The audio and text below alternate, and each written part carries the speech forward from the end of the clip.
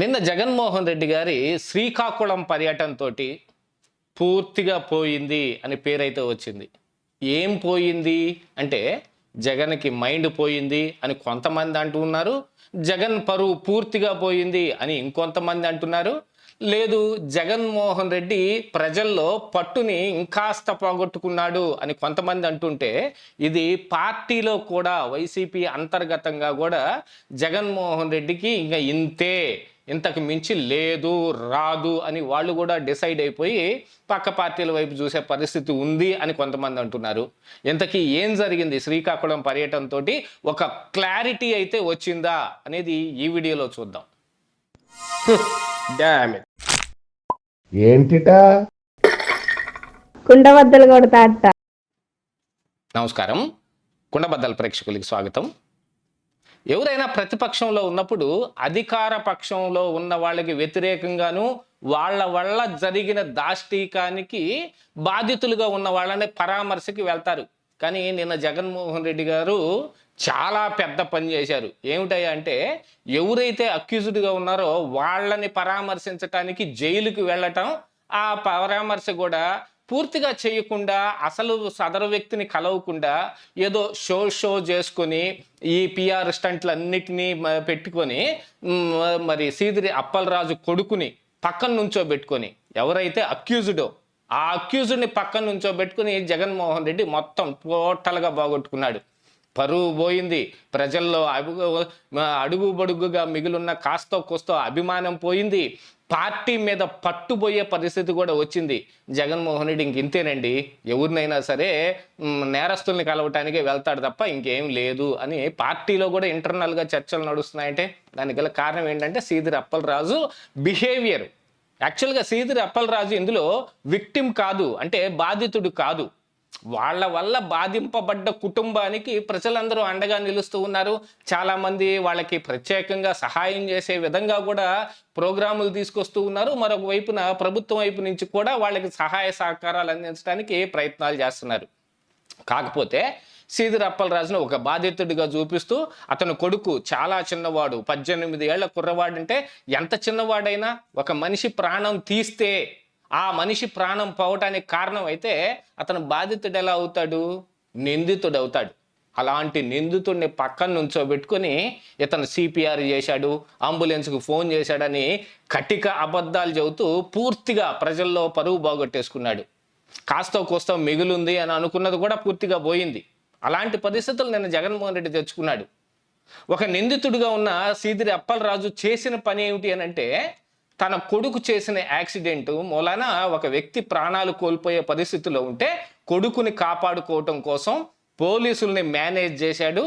ఆ తరువాత తన కొడుకుని తీసుకెళ్లి హాస్పిటల్లో జాయిన్ చేసి 3 రోజులుగా ఇక్కడే ఐసీయూలో వేరే ఏదో కారణానికి జాయిన్ అయ్యాడు అని డాక్టర్లను మేనేజ్ చేసి సర్టిఫికెట్ తీసుకొచ్చే ప్రయత్నం చేశాడు. ఇలా కాదు అని బాధిత కుటుంబాన్ని కూడా నోరు మూయించే ప్రయత్నం కూడా చేశాడు. మీకు ఏదో ₹1,00,000 డబ్బులు ఇస్తాను, ఆ చనిపోయిన వ్యక్తి భార్యని మా ఇంట్లో పని మనిషిగా పెట్టుకుంటాను, ఇలాంటి మాటలన్నీ కూడా మాట్లాడాడు. అసలు సంగతి మొత్తం బయటపడిపోయేటప్పటికి ఆ పోలీసు సస్పెండ్ అయ్యాడు. సీదిరి అప్పలరాజు కొడుకు జైలుకి వెళ్ళాడు. సీదిరి అప్పలరాజు మీద కూడా బాగా కఠినమైన సెక్షన్స్ తోటి ఆయన మీద కూడా కేసు పెట్టాల్సిన పరిస్థితి వచ్చింది. సాక్ష్యాధారాలని తారుమారు చేయటం అని అంటే ఆల్మోస్ట్ ఆ హత్యా ఉదంతం కింద చూడాల్సిన అవసరం ఉంది కదా. పొరపాటున జరిగింది అని అనుకుంటే అది గ్రహపాటున జరిగింది అనుకోవచ్చు. కానీ సీదిరి అప్పలరాజు కొడుక్కి కనీసం డ్రైవింగ్ లైసెన్స్ కూడా లేదు. అలాంటి డ్రైవింగ్ లైసెన్స్ లేని వ్యక్తికి బండి ఇవ్వటం అంటే ఇప్పుడు ప్రస్తుతం ఉన్న మోటార్ వెహికల్ చట్టం ప్రకారంగా చూస్తే సీదిరి అప్పలరాజు అసలు కల్ప్రిట్గా అవుతాడు. ఆయన మ్యానిపులేషన్ చేయటానికో ఈ కేసును పక్కదోవ పట్టించడానికో చేసింది ఒక ఎత్తు అయితే, కొడుకును కాపాడుకోవటానికి చేసిన పని ఒక ఎత్తుగా కనపడుతూ ఉంటే, అసలు ఆ ఇన్సిడెంట్ జరగటానికి కారణమైన వాడే సీదిరి అప్పలరాజు అనే సెక్షన్స్ ఈ రోజున ఆయన మీద ఉన్నాయి. అలాంటి వాళ్ళని ఆ సీదిరి అప్పలరాజు కొడుకుని పక్కనకు నుంచోబెట్టుకొని ఏం మెసేజ్ ఇద్దామని జగన్మోహన్ రెడ్డి శ్రీకాకుళం పర్యటన చేశాడు.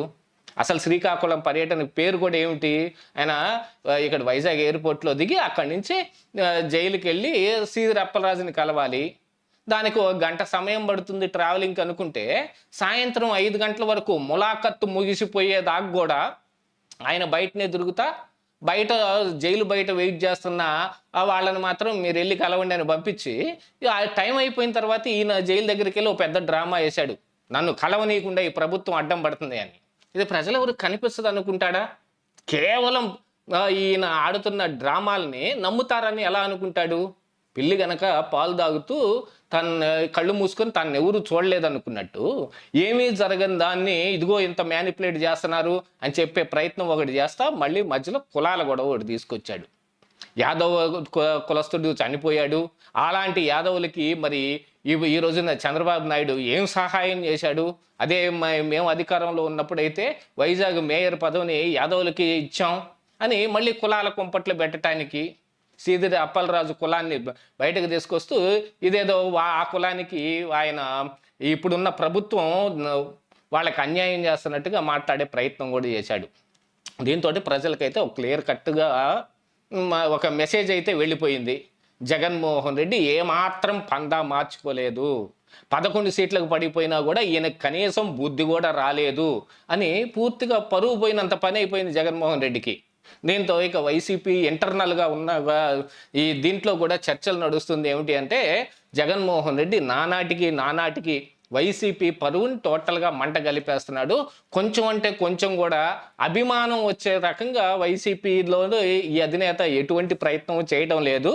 వచ్చే ఎన్నికల్లో మనం గెలవటం అసాధ్యం, దుర్లభం అని ఆ నాయకులే టోటల్గా వాళ్ళు కూడా నిర్ణయం చేసుకుంటున్నట్టుగా కనపడుతుంది.